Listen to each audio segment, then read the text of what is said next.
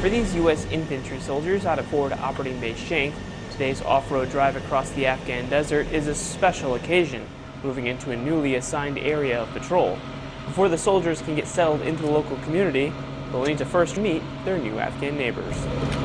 One thing we're trying to do now is not only determine routes that we can take, routes that are accessible, what villages are accessible from which directions, but also trying to get on the ground with the local populace so that they can identify us, not just as, the guys that roll around in the big vehicles, so they can actually, put a face with the personnel that are working in their area. After the soldiers get more acquainted with their new neighbors, they'll begin conducting missions to keep the local Afghan roads and trails safe from improvised explosive devices, and the village is free of enemy combatants, as well as weapons trading that could lead to indirect rocket fire on FOB Shank. One thing we try to find out when we're talking to people on the ground is general feel of the local area there, like if they feel safe. Let them understand that we're actually interested in their safety, in their lifestyle, so that, we come in and ask them questions. We just don't want them to come in there and be in their face like, where's the Taliban at? Is the Taliban in this area? Trying to identify somewhat on a personal level with the populace.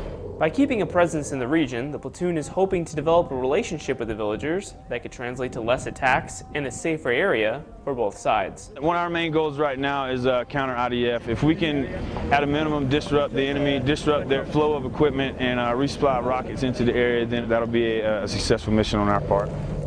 Reporting from Logar Province, Afghanistan, I'm Marine Corporal Joshua DeFore.